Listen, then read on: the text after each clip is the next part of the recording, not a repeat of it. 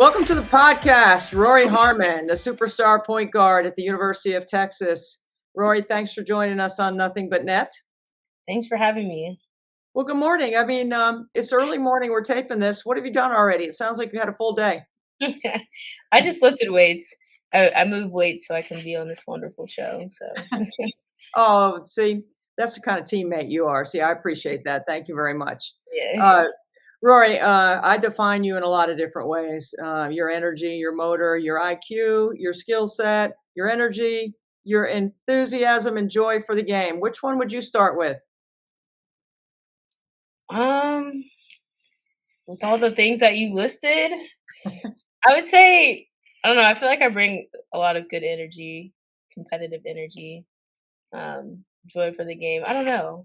I'm saying like if you watch me play, which you have, I think the energy is what I bring for So sure. define for us the difference between what you would call good energy and competitive energy. Where do you see the difference? I think good energy is like, um, just being energetic in like a positive way, like just being positive. I think what separates like good versus like competitive is like, um, I guess it's more passionate. Like it may not always like look like, oh, I'm just being happy, smiling with a great energy, but just bringing more. It could be mad energy. It could be aggressive energy. It's more like competitive, showing that side where it's like not always like happy go lucky, but like if we need to stop, we're gonna get a stop. Or if this shot goes in, like we're all like hyped and lit. So like I don't know. I just feel like that's a good question. I feel like I bring more competitive energy. Yeah. It's just like more like if you're not if if I'm playing hard, like a lot of other people start playing hard, and being more competitive. If I show my fire with I don't know, I don't like messing up. I don't like making mistakes. I don't like losing. So I show a Yeah. lot of energy when it comes to those things. You can see it. I would say winning. It defines you as a winner. I mean, you're never going to take a play off. I don't ever think you look tired. I don't even know if you sweat, honestly. I mean, you just That's what nonstop. a lot. How do you take care of yourself? You're an older player now, like they like to call you an old lady over there at Texas because you've been around for a while. How do you make sure you're taking good care of yourself? Honestly, it's just one of those things. Like I don't really. I think I just do maintenance. Like I haven't really had too many like nagging injuries throughout even this season, and in the summer. But I'm like constantly in the training room, and people would probably think, "Dang, what's wrong with her?" Like, I mean, all my teammates are usually in there, even if there's like nothing wrong. But I do a lot of maintenance things to like just I wouldn't say preventative because you can't really prevent much, but which obviously we've gone down a few players, so I think it's just been more of a thing that's in the back of my head of like, Yeah. okay, like I don't want to be that next person down. You can't prevent like freak accidents, but there are other things that you can just like control, like the way you feel. And so I do a lot of like maintenance, even on like my ACL knee. I don't really have any problems with it, but the weather's changing. The joints start feeling different. Definitely, you can definitely feel the surgery sometimes when it's really cold here. Ooh. So it's just like warming up really well, like rolling out, getting in extra stuff with our strength coach Brandon. So yeah. Yeah, Brandon's fantastic. I've seen Brandon around for a long time.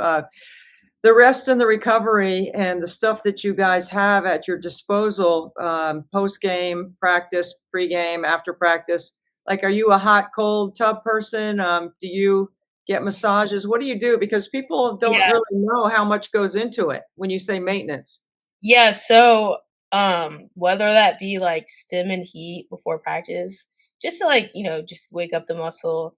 But I do like cryotherapy. We were fortunate enough a couple of our great donors got us a cryotherapy machine. It's like full body. I'm making it a goal. I kind of slowed down a little bit because it got cold outside, but I'm gonna make it a goal like starting it was like last week. I started last week to do it every day when we're at the gym because I want to feel better, and Sure. so that's something that I add. And then I also picked up like a nice little partnership with a massage place here. Even though like we do have our own masseuse, every once in a while here that does our massages. I do a massage once a week too, and I do a lot of soft tissue, a lot of scraping, just on things that may like just feel extra tight. And Sure. then I'm trying my best. I also got like a yoga mat for my apartment. I'm trying my best to stretch more. It's crazy that you realize like you don't really stretch that much in the day. So I think doing all those things and like putting it together, like I do feel pretty good. Like I know we're playing a lot of minutes right now, but I do feel pretty good. Well, you should feel pretty good overall. I mean, nobody has won the schedule in the non-conference that you guys have won, beating South Carolina and UCLA, and then you got a big game coming up on Sunday. Let's talk about the UCLA South Carolina experience first of all, because you're MVP. You get this big fat ring. What'd you do with the ring? Where'd you put it? That's an Uh, MVP. it's actually I usually don't like keep my awards here in Austin in my apartment, but I've kept a few.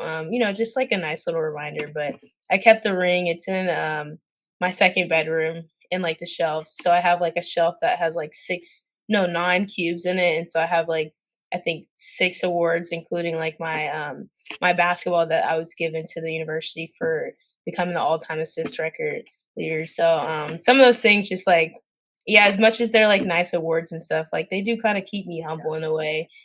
Just a reminder that there's always something to reach for. So So if you have 9 spots in the cubicle and 6 are already filled, what are you gonna fill the other 3 with this season? um it'd be nice to be another All American. That would be a really great accomplishment. I think that would be a I'd be the first 4-time All American here at the university if that were to happen, and then obviously a national championship trophy would be great. um, Another one, any like first team SEC or defense or the defensive team, any of that. I think that would be some nice hardware to add. Well, I think that's realistic, what you're talking about. I mean, it feels realistic.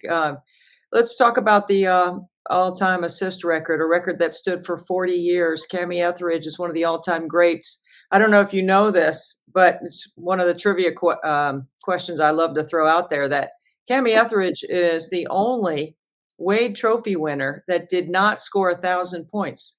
That just shows the impact that she had on the floor.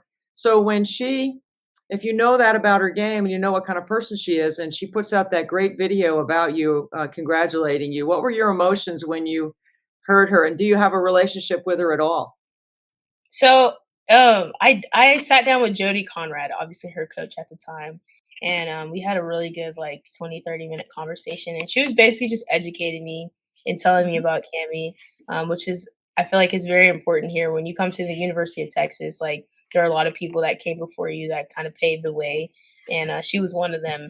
And so I don't really have that like connection with her, but learning that much about her and even how she was as a person, like I learned that we were pretty similar in our competitiveness. And so once I saw that she had that message to say, and it was just so nice. It wasn't like, oh, congratulations on passing me up. It was like something that you take pride in when someone like at that stature of that level to say such nice things about you. It's like something that won't ever leave my head. And I felt really good to know that she obviously is still paying attention to her university, but it feels really nice to know that I'm the all-time assist leader now. And I like I said continuously am learning about the history of Texas and just trying to understand like who came before me and who paved the way Yeah. for me basically. I think it's important because it puts it in perspective what you've accomplished. It also shows great respect for those that came before you. I mean, I know you have a giving heart and you're a servant heart and you play the game like a servant.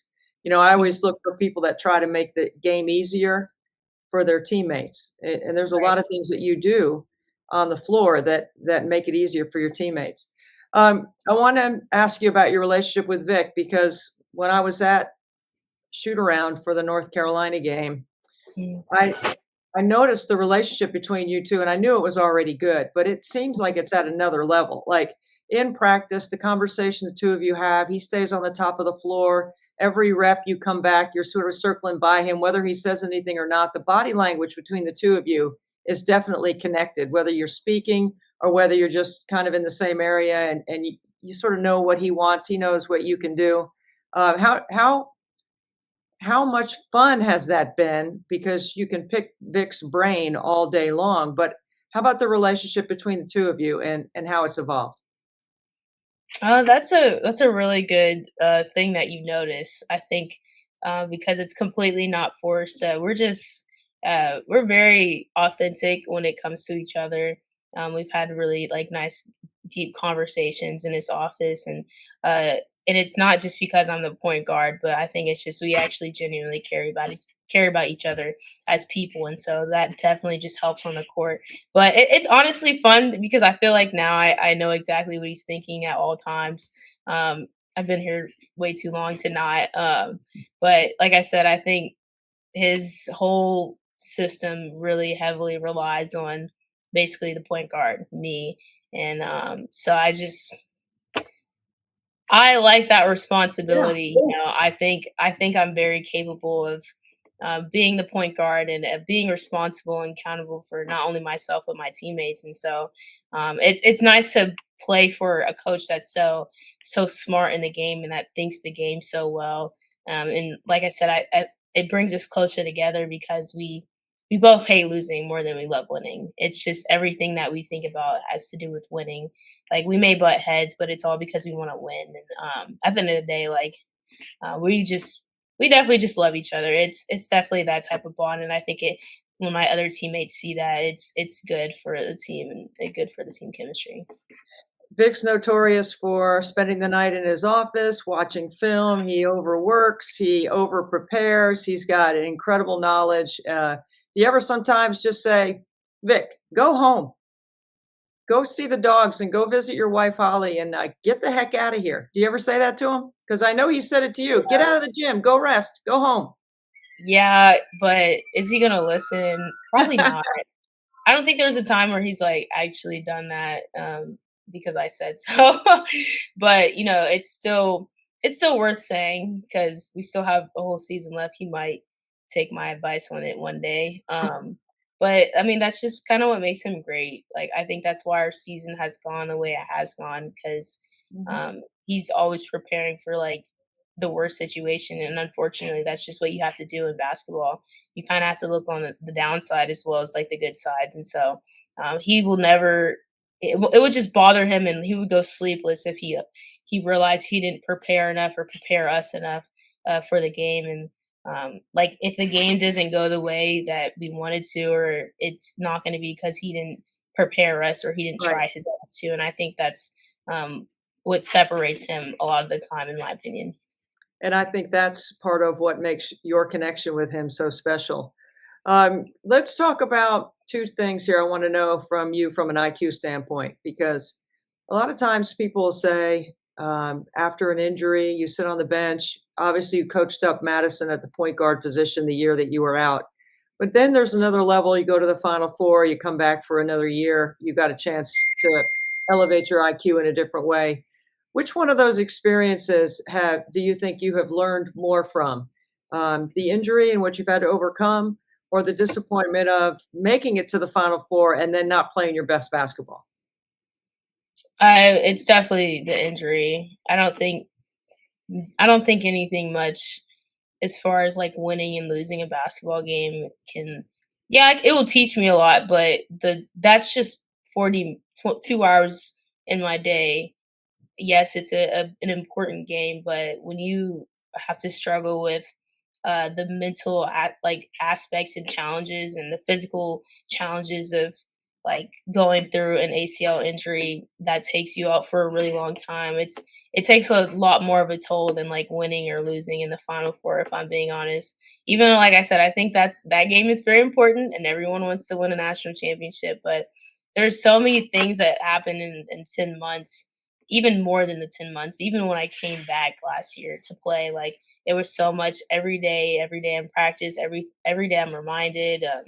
It was just a lot of things that I learned about myself, and I just kind of like took a back seat. Like I was able to finally see stuff from a different perspective, and I think that was just the biggest thing for me. Like I learned how to finally be patient. Like I learned that during rehab, you can't skip steps. You can't just be like, "Oh well, you're starting to look good right now. Let's just scoot you up." Like you can't do that with ACL recovery. There's like a time and everything that you have to meet at a certain time. Like you can't cut corners, and I feel like that's just not how I've been thinking about my life. And so, yeah, it definitely, I learned more about myself, like, and the team. Obviously, our team is different this year, but I learned about Coach Schaefer. I learned about Maddie. I learned about like all the returners, like just seeing everything from a different point of view. And yeah, there's nothing that, hopefully I don't have to go through anything so significant again, but I learned so much in that time, and it's almost like a blessing in disguise. Well, we're glad you're healthy and you had an option for another year because, like I started the podcast with, your pure joy and energy is so infectious. It's like must see. It's hard to take your eyes off of you when you're playing because you just seem to be everywhere. Sometimes there seems like there's two of you on the floor. I want to Right. ask you about this weekend coming up, Baylor, ABC, on ABC television. It's a made for TV event put together by ESPN Events. I did have a hand in helping put this event together. I'm so excited that Baylor and Texas will be matching up in Fort Worth. It's just set up to be a really fun environment and a fun game. What are you most looking forward to about playing in an event like this? I'm just looking forward to compete, like just the opportunity to play basketball again. I I don't take like game days like lightly as much anymore, because one, I it was taken away for a really long time, and two, this is like my last year to play for the university and with my teammates for Coach Schaefer, and so being able to play basketball again is just, that is for every game, but for this game specifically, like just to play Baylor again, I feel like I haven't played them in a while myself. I know they played Baylor while I was injured, and um, it's just been a while, and I think that rivalry is very well needed in this moment. But it's gonna be a really competitive game. Like we always love playing those competitive games. We don't really like to run from those games. We embrace those games, and I think our team as a whole, like we just really embrace like the preparation that the coaches like put into these games. It makes it more fun. It makes it more competitive, and it's just more passion behind it. And honestly, this shows like it shows more of like what our team, what is it? What's the word? It shows more of our true colors in this moment. Mhm, mhm. You know, when you play a top 20, I think they're 13? Yeah, they're Yeah, they're good. yeah, like when you play a team like that, I think it really reveals like who your team is and like who you really are when the lights come on. So I always love those moments because it really just gives a glimpse of like how good we can be. And so yeah, I'm just super excited. Yeah. I mean, we get to travel. You know, I know some of my teammates don't like to travel sometimes because we get back late, but honestly, those moments are really nice because we actually spend like a lot more time together on the road versus like at home game, and we have really good conversations. Like it's just really fun. I would really enjoy being around my teammates. And being around your teammates, the last question for me is Madison Booker, also back-to-back player of the year in two different leagues. I give you credit and an assist for her being the Big 12 player of the year that she had to play point guard in your absence. What's it like playing with Madison and what makes her so unique and special?